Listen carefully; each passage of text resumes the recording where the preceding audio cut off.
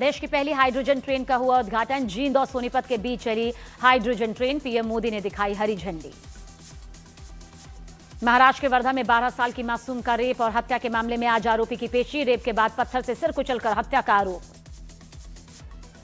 पुरी में जगन्नाथ रथ यात्रा के दौरान 2 श्रद्धालुओं की मौत। ओडिशा सरकार ने मौत की पुष्टि की। भगदड़ जैसी घटना का ओडिशा सरकार ने किया खंडन। यूपी के बहराइच में नदी के किनारे से घड़ियाल ने 14 साल के बच्चे को दबोचा। वीडियो सोशल मीडिया पर वायरल। महाराष्ट्र के गोंदिया में आवारा कुत्तों का आतंक। स्कूल जाती बच्ची पर किया हमला, बच्ची बुरी तरह जख्मी। कोलकाता एयरपोर्ट पर 136 साल पुरानी मस्जिद में लगी लोगों ने प्रवेश पर रोक के विरोध में प्रदर्शन किया। एयरपोर्ट गेट 7 के पास धारा 163 लागू, भारी सुरक्षा बल की तैनाती। यूपी के कानपुर में गंदगी के बीच बन रहे मोमो पर एक्शन। एफएसडीए ने 3 फैक्ट्रीज को बंद किया। 115 किलो चटनी नष्ट। 10,000 मोमो के नमूने जांच के लिए भेजे गए। बिहार के सिवान में चल रही पंचायती में विवाद बढ़ने की बात गोलीबारी तक पहुंच चुकी है। एक व्यक्ति गंभीर रूप से जख्मी तक हुआ। मध्य प्रदेश के मुरैना में रेफर होने के बाद एम्बुलेंस न मिलने पर घायल को बाइक पर ले गए परिजन। स्वास्थ्य व्यवस्था पर उठे सवाल। उत्तर प्रदेश के मेरठ में पूर्व प्रेमी ने युवती को मारी गोली। लड़की अस्पताल में भर्ती, आरोपी और उसके साथी फरार हुए। उत्तर प्रदेश के बहराइच में नदी कटान से ग्रामीणों पर संकट। कई घर नदी में समाये, अपने ही मकान तोड़ने पर मजबूर हुए लोग। राम मंदिर मुद्दे पर सियासत हुई तेज। उद्धव गुट के कार्यक्रम से पहले मंत्री नितेश राणे ने भगवान राम के नाम पर राजनीति करने का लगाया आरोप।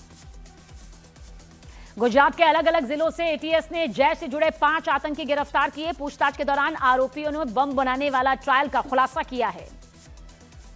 पश्चिम बंगाल के बहरामपुर में रेलवे ट्रैक पार कर रही स्कूली बच्चों से भरी कार ट्रेन से टकरा गई। 2 बच्चों समेत हादसे में 3 की जान गई।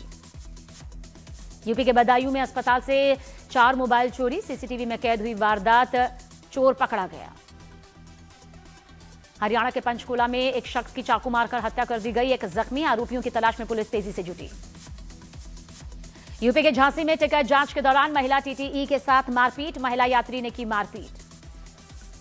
यूपी के बरेली में मुठभेड़ के दौरान गौ तस्करी का आरोपी अकीलुद्दीन पकड़ा गया। जवाबी कार्रवाई में अकीलुद्दीन के पैर में लगी गोली। एनसीपी सांसदों की देवेंद्र फडणवीस से मुलाकात पर नया ट्विस्ट सामने आया। दोनों सांसदों ने मीटिंग की जानकारी सुनेत्रा पवार को नहीं दी थी। एनसीपी प्रदेश अध्यक्ष जयंत पाटिल ने एकनाथ शिंदे से मुलाकात की। जयंत पाटिल ने मुलाकात को औपचारिक मुलाकात बताया है।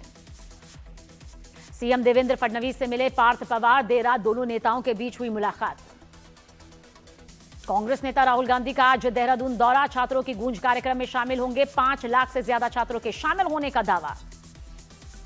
कांग्रेस नेता मोहम्मद जावेद ने संस्कृत भाषा पर विवादित बयान को लेकर टी राजा पर पलटवार सामने आया। बोले संस्कृत विदेशी नहीं बल्कि उर्दू विदेशी भाषा है। कांग्रेस नेता के संस्कृत भाषा को लेकर विवादित बयान पर भड़के महंत राजू दास बोले यह आस्था के खिलाफ। मौलाना जर्जिस अंसारी के बयान मौलाना शहाबुद्दीन का पलटवार। का हिंदुओं की आस्था के साथ खिलवाड़ किया। 1994 बैच के आईपीएस अनुराग कुमार बने दिल्ली पुलिस के नए कमिश्नर। सतीश गोलचा को पद से हटाया गया। दिल्ली में जल्द लागू होगी स्मार्ट पीडीएस परियोजना। क्यूआर कोड, फेस स्कैन और ऑनलाइन ट्रैकिंग से राशन कार्ड पूरी तरह डिजिटल होगा। दिल्ली में पूर्व सीएम आवास को लग्जरी होटल के तर्ज पर चलाने की तैयारी। सरकारी बैठकों के लिए भी रहेगा रिजर्व। जम्मू कश्मीर के उधमपुर में कुछ हिस्सों में भारी बारिश होने की वजह से जल जमाव, आवाजाही बंद हुई। बद्रीनाथ धाम में श्रद्धालुओं का सैलाब सामने आया। जुलाई में अब तक 15 लाख श्रद्धालु पहुंच चुके हैं। एनटीए ने जारी किए नीट का रिजल्ट। 20 लाख में से 11,21,000 छात्रों ने पास की परीक्षा। पंजाब के आर्यन गुप्ता और हरियाणा के पंचल बंसल बने टॉपर। लॉर्ड्स वनडे के बाद वनडे से संन्यास ले सकते हैं क्रिकेटर रोहित शर्मा। सूत्रों के हवाले से खबर। कोच गौतम गंभीर ने रोहित शर्मा से मुलाकात की। तीसरे वनडे में न्यूजीलैंड ने वेस्टइंडीज को 6 विकेट से मात देकर सीरीज में 2-1 से बढ़त बना ली है। दूसरे वनडे में इंग्लैंड ने भारत को 4 विकेट से हराया। 3 मैचों की सीरीज 1-1 से बराबर हुई। विराट कोहली ने राहुल द्रविड़ का रिकॉर्ड तोड़ा। सेना देशों में सबसे ज्यादा 50 बनाने वाले खिलाड़ी बन गए। एशियन बॉक्सिंग चैंपियनशिप में भारतीय मुक्केबाजों का जलवा। 2 गोल्ड और 1 सिल्वर मेडल हासिल किए। स्कॉटलैंड के गोलकीपर क्रेग गॉर्डन ने फुटबॉल से संन्यास का ऐलान कर दिया। 2 दशकों से ज्यादा कि उनके शानदार करियर का अंत हुआ। कटरीना कैफ के बर्थडे पर विकी कौशल ने सोशल मीडिया पर शेयर किया प्यार भरा पोस्ट, लिखा जान का जन्मदिन। रागिनी 3 में दिखेगा तमन्ना भाटिया का अलग अंदाज। लंदन में फिल्म की शूटिंग शुरू हुई। साउथ सुपरस्टार प्रभास की फिल्म फौजी की रिलीज डेट आउट। 3 दिसंबर को आएगी फिल्म फौजी। फिल्म दुल्हनिया ले आएगी का ट्रेलर रिलीज। फिल्म में कॉमेडी और ड्रामा का तड़का। 24 जुलाई को फिल्म रिलीज होगी।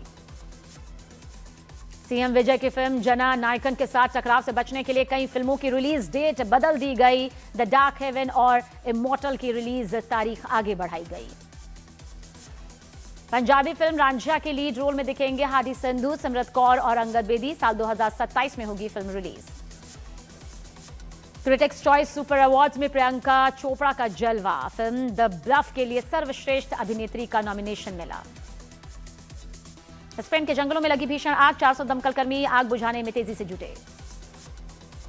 कनाडा के जंगलों में आग से कोहराम। भीषण आग से न्यूयॉर्क के आसमान में छाया धुएं का गुब्बार।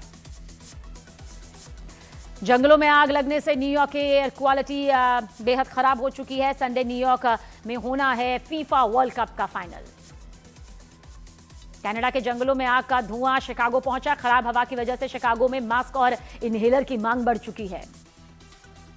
अमेरिका के टेक्सास में भारी बारिश। नदियों का जल स्तर बहुत ज्यादा बढ़ा। कई इलाकों में पानी ही पानी। मूसलाधार बारिश से एक की जान भी गई, कई लापता।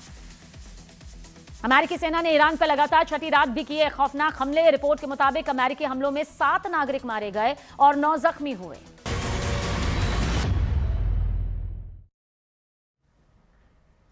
अमेरिका हमले में देखिए ईरान में भयंकर तबाही मची हुई है। अमेरिकी एयर स्ट्राइक में ईरान का रणनीतिक चाबहार पोर्ट पूरी तरह से बर्बाद हो गया।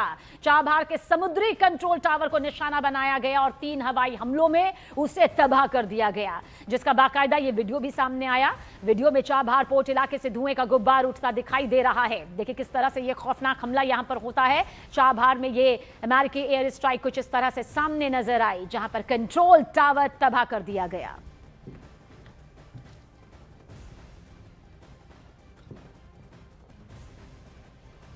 और वहीं दिल्ली पुलिस कमिश्नर सतीश गोलचा को हटा दिया गया है। ब्रेकिंग फर्स्ट आप तक पहुंचा दे और उनकी जगह अनुराग कुमार को दिल्ली का नया पुलिस कमिश्नर बनाया गया है। यह जिम्मेदारी अब अनुराग कुमार को सौंपी गई है। जानकारी आप तक पहुंचा दे कि दिल्ली पुलिस कमिश्नर अब तक सतीश गोलचा थे, लेकिन अब उन्हें उनके इस पद से हटा दिया गया है, जिसके बाद अब उनकी जगह अनुराग कुमार को सौंप दी गई है बतौर नए पुलिस कमिश्नर। और महाराष्ट्र के वर्धा से लेंगे खबर, जहां पर एक बार फिर इंसानियत को शर्मसार करने वाली यह घटना सामने आई है, जहां पर 12 साल की एक लड़की की बेरहमी से हत्या कर दी गई। और इस दरिंदगी के खिलाफ लोगों का गुस्सा अब फूट पड़ा है। लोग सड़कों पर प्रदर्शन कर रहे हैं और रास्ता रोको आंदोलन शुरू कर दिया गया है। लोगों में गुस्सा है जिस तरह से इस हत्याकांड को अंजाम दिया गया। प्रदर्शनकारियों की मांग है कि आरोपी को जल्द से जल्द फांसी की सजा दी जाए। जानकारी के मुताबिक 12 साल की लड़की के साथ पहले बेरहमी से रेप की वारदात को अंजाम दिया गया, फिर पत्थर से उसका सिर कुचलकर उसकी हत्या कर दी गई। जानकारी के मुताबिक आरोपी राहुल पीड़ित के घर के पास के खेत में मजदूरी का काम करता था और अक्सर पीड़िता के घर आता जाता रहता था। आरोपी ने 12 साल की नाबालिग बच्ची के अकेले होने का फायदा उठाया और पहले उसके साथ रेप की वारदात को अंजाम दिया और फिर बेरहमी से उसका सिर पत्थर से कुचल दिया। पीड़िता के माता पिता भी मजदूरी का काम करते हैं। इस मामले की जांच के लिए 10 पुलिस अधिकारियों की एक टीम भी बाकायदा बना दी गई है, लेकिन लोगों का गुस्सा अब कुछ इस तरह से सामने आ रहा है।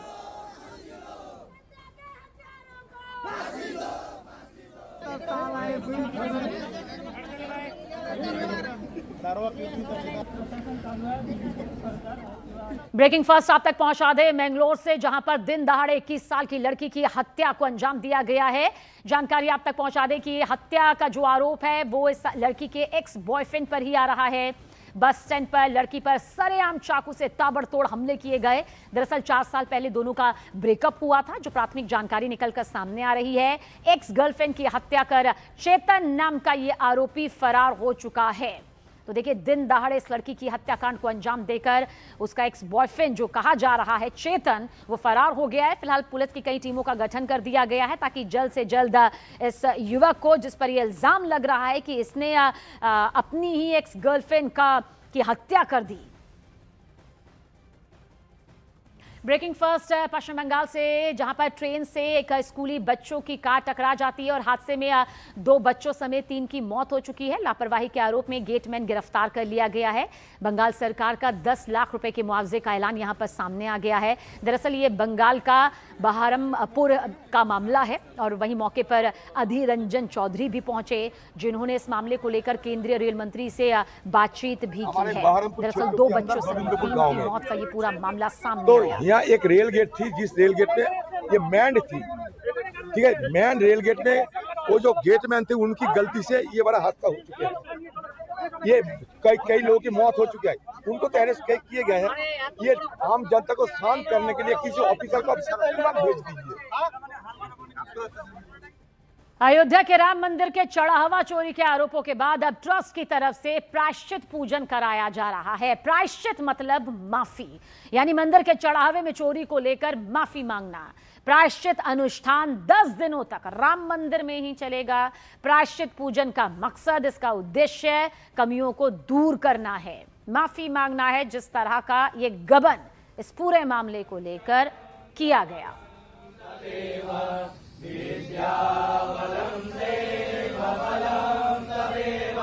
राम मंदिर चढ़ावा चोरी प्रकरण में अब राम मंदिर परिसर में कोषाध्यक्ष गोविंद देवगिरी की तरफ से प्रायश्चित पूजन शुरू करा दिया गया है। यह पूजन सामान्य नहीं है, इसमें महाअभिषेक होगा, रामार्चा पूजन होगा और इसके साथ ही अग्नि को साक्षी मानकर भगवान राम के मंदिर में की गई चोरी का प्रायश्चित पूजन होगा ताकि इसकी पुनरावृत्ति ना हो। ये पूजन 10 दिवसीय पूजन है, जिसका आज 3रा दिन है और राम मंदिर परिसर की यज्ञशाला में यह पूजन आयोजित किया गया है, जिसमें 70 से ज़्यादा वैदिक विद्वान लगातार भगवान राम को साक्षी मानकर प्रायश्चित पूजन संपन्न करा रहे हैं। सहयोगी सर्वेश के साथ निमित गोस्वामी, न्यूज़ 18 अयोध्या। महाराष्ट्र की राजनीति में फिर एक बार बड़े बदलाव के देखिए संकेत मिल रहे हैं। लगातार हो रही हाई प्रोफाइल मुलाकातों ने सियासी गलियारों में चर्चाओं का बाजार गर्म कर दिया। देखिए, पहले एनसीपी यानी कि अजीत पवार गुट के वरिष्ठ नेता प्रफुल्ल पटेल और सुनील तटकरे ने देवेंद्र फडणवीस यानी कि मुख्यमंत्री से मुलाकात यहां पर की और इसी दौरान एनसीपी यानी शरद पवार गुट के प्रदेश अध्यक्ष जयंत पाटिल भी मुख्यमंत्री आवास वर्षा पहुंच गए। बताया जा रहा है कि इस बैठक की जानकारी एनसीपी की राष्ट्रीय अध्यक्ष सुनेत्रा पवार को पहले से नहीं थी, जिससे पार्टी के अंदर जो तालमेल है या मनमुटाव है या मतभेद है, उसे लेकर सवाल तो देखिए उठने लाजमी है और उठे भी। इसके बाद राजनीतिक हलचल और ज्यादा बढ़ गई जब सांसद पार्थ पवार ने भी मुख्यमंत्री देवेंद्र फडणवीस से मुलाकात की। सूत्रों के मुताबिक मुख्यमंत्री देवेंद्र फडणवीस ने पार्थ पवार को भरोसा दिलाया कि भविष्य में एनसीपी से जुड़े महत्वपूर्ण संवादों की जो जानकारी है सुनेत्रा पवार को पहले से दे दी जाएगी। मुलाकातों का दौर यही नहीं रुका। इसके बाद जयंत पाटिल ने उप मुख्यमंत्री एकनाथ शिंदे के नंदन भवन निवास पर उनसे मुलाकात की और इस दौरान विधायक जितेंद्र आव्हाड भी मौजूद रहे। हालांकि इन बैठकों को लेकर किसी पक्ष ने आधिकारिक तौर पर राजनीतिक समीकरण बदलने की पुष्टि नहीं की, लेकिन लगातार जिस तरह से ये मुलाकातें हो रही हैं, बैठकें हो रही हैं, महाराष्ट्र की राजनीति में नए समीकरणों की अटकलें जरूर यहां पर तेज हो चुकी हैं। और देखिए, महाराष्ट्र की राजनीति में एक बार फिर यह हलचल तेज हो गई है। एनसीपी शरद गुट के महाराष्ट्र प्रदेश अध्यक्ष जयंत पाटिल ने उप मुख्यमंत्री एकनाथ शिंदे से मुलाकात की। खास बात यह है कि इससे एक दिन पहले जयंत पाटिल मुख्यमंत्री देवेंद्र फडणवीस से भी मुलाकात कर चुके थे। लगातार 2 शीर्ष नेताओं से जो ये बैठक हुई है, मुलाकात हुई है, उसके बाद महाराष्ट्र की राजनीति के गलियारों में देखिए नई अटकलों का भी जन्म यहां पर हो चुका है। ये लाजमी है भी क्योंकि मुलाकात बेहद खास हुई है। हालांकि जयंत पाटिल ने इन अटकलों को खारिज किया और कहा कि उनकी मुलाकात पूरी तरह प्रशासनिक और व्यक्तिगत कारणों की वजह से हुई थी। और वहीं महाराष्ट्र की राजनीति में एनसीपी अजीत गुट के अंदर नई सियासी हलचल देखिए जोर पकड़ चुकी है। खबर है कि अजीत गुट के सांसद प्रफुल्ल पटेल और सुनील तटकरे ने मुख्यमंत्री देवेंद्र फडणवीस से ये मुलाकात की, लेकिन इसकी जानकारी पार्टी प्रमुख सुनेत्रा पवार को पहले से नहीं दी गई। इसी बात को लेकर अब पार्टी के अंदर सवाल उठने लगे हैं। सूत्रों के मुताबिक सुनेत्रा पवार ने इस मुद्दे पर सुनील तटकरे से जवाब भी मांगा। हालांकि सुनील तटकरे ने सफाई देते हुए जरूर कहा कि वो अपने लोकसभा क्षेत्र से जुड़े विकास कार्यों और स्थानीय मुद्दों को लेकर सीएम से मिले थे। उनका कहना है कि ऐसी मुलाकात के लिए पार्टी प्रमुख को अलग से बताने की जरूरत नहीं थी।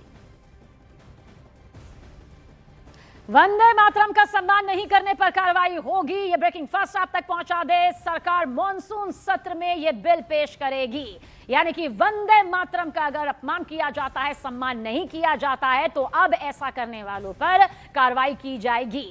सरकार इसी मॉनसून सत्र में जो कुछ दिनों में शुरू होने वाला है उसमें यह बिल पेश करेगी। अमित पांडे हमारे सहयोगी। अमित, क्या जानकारी यहां पर मिल रही है? ऐसा कौन सा बिल यहां पर आने वाला है कि वंदे मातरम का सम्मान नहीं तो आप सजा के हकदार हो जाएंगे?